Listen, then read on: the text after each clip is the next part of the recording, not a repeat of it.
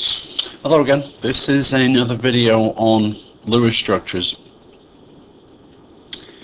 From what you've seen so far in chemistry, you will have seen that chemistry is all about rules. Rules for this, rules for that, rules for the other. But the fact is, although chemistry is a lot about rules, for every rule there are several exceptions. So chemistry is almost all about exceptions rather than rules, because there's so bloody many of them. And the octet rule, unfortunately, is just one of those things where there are exceptions. We said before that with the exception of hydrogen, every atom wants to achieve its octet, so it's 8 outer electrons. So when we do something like carbon, nitrogen, oxygen, for example, fluorine, these all want to achieve their 8 electrons. But there are situations where there are atoms that don't actually have to follow that rule at all. They can just say, well, bollocks to that rule, I'm going to do what I want to do. Sort of.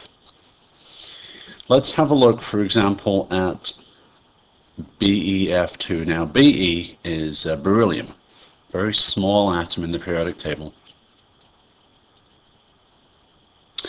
And let's just count up our valence electrons the way we have done before. Beryllium is in group 2. It has 2 valence electrons. Fluorine is in group 7. And so that's 14, so giving us a total of 16 valence electrons. Okay. Now beryllium with two valence electrons looks like this. It can form 2 bonds. Fluorine, on the other hand, 7 valence electrons. So let's draw these out. 4, 5, 6, and 7. So fluorine usually forms 1 bond. So therefore that would suggest the central atom is beryllium. So let's draw that out. So here we go. There's a beryllium, there's a fluorine, there's a fluorine, and we've used 2, 4 electrons so far. Now each of the fluorines, we'll do the outermost atoms first, and that's the common way to do it. You fulfill all your electron requirements of your outermost electrons using lone pairs. That should be a bloody hell. Sometimes this software likes to say, you're not drawing a lone pair, I'm going to screw with you. I'm going to draw a line instead. Okay. How many electrons have I used now? 2, 4, 6, 8, 10, 12, 14, 16. I've used all the electrons I'm supposed to.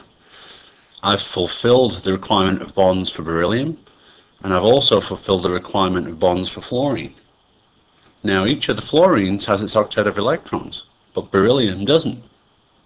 Now it turns out this is actually the valid Lewis structure for BeF2 or any beryllium salt. Because of the fact beryllium only has 2 valence electrons, it only has space for 2 bonds. So if you were to ask yourself how many bonds or how many electrons are actually around beryllium in this complete Lewis structure, it's actually only 4. And that's correct. Beryllium is just too small to accept anything else. And let's do the same thing here. Boron is in group 3. And chlorine is in group 7, and there are 3 of those. So we add all those together. Alright, now if we just do exactly the same thing, boron has places for 3 bonds, and chlorine actually is in the same group as fluorine, so if we just fill up to 7 electrons here, we'll see each chlorine can usually form 1 bond. Chlorine can actually form more, but for right now we're just going to assume chlorine can form 1 bond. So that would tell us then that boron is the central atom. So let's draw on these.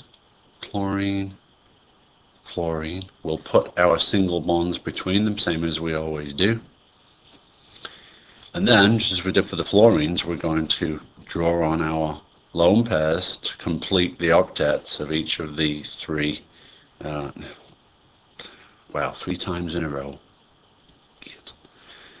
Alright. Now, let's count up the electrons now. 2, 4, 6, 8, 10, 12, 14, 16, 18, 22, 24. Hang on a minute. I can't count properly. I have 3 bonds. That's 6 electrons. And I have 1, 2, 3, 4, 5, 6, 7, 8, 9, 10 lone pairs. 20. No, I don't. I'm sorry, guys. It's too early in the morning. Too late in the morning. Whatever. I have 9 lone pairs. That's 18 electrons plus 6 electrons in bonds, giving me 24 electrons.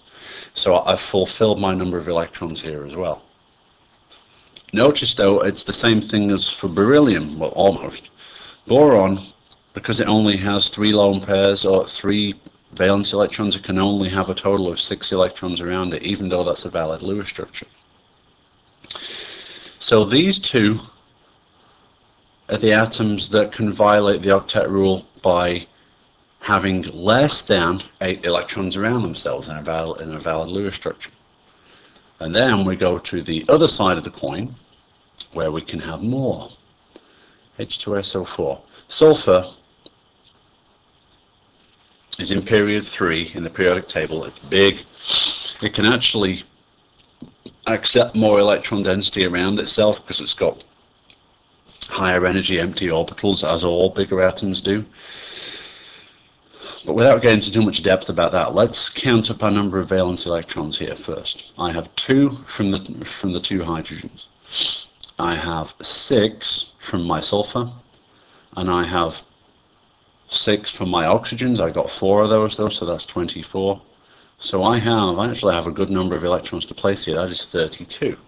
Okay.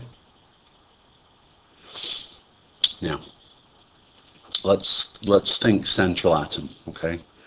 Oxygen is in group 6. So that's what the atom, that's what our oxygen valence electrons look like. Sulfur, also in group 6, is the same thing, but there's a little bit of a giveaway here. There's 4 oxygens and 1 sulfur. So which one do you think is the central atom? Well, more than likely it's sulfur. So what we've got to do is to find out a way to arrange those 4 oxygens and 2 hydrogens around the sulfur. So I think, well, I don't know, what if I put an oxygen here, an oxygen here? You remember what we said, and that the hydrogens are always going to be on the outside? So I'm going to do something like this, and then think, well, if the hydrogens are on the outside, then maybe the hydrogens are connected to the oxygen, perhaps.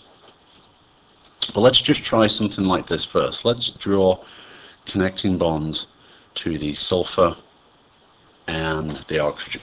Okay. Now at this point, it looks like we have completed our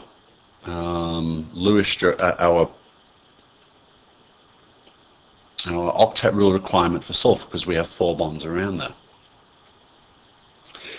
But that's going to pose something of a problem for our oxygens, because we only have 2 hydrogens to add on here. So if I put a hydrogen here and say a hydrogen here,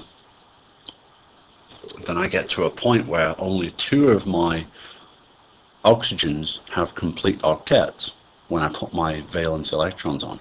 But let's just have a look at this and see what it looks like. How many electrons have we used so far? Well, we've used 1, 2, 3, 4, 5, 6 bonds, so that's 12 electrons that we've used, meaning we've got to place another 20. Well, all we're going to do is to go around the atoms that are necessary and add on whatever lone pairs we need. Because at this point, I don't want us to think about any other extra bonds. Okay, so if I put lone pair here, and do the same thing for my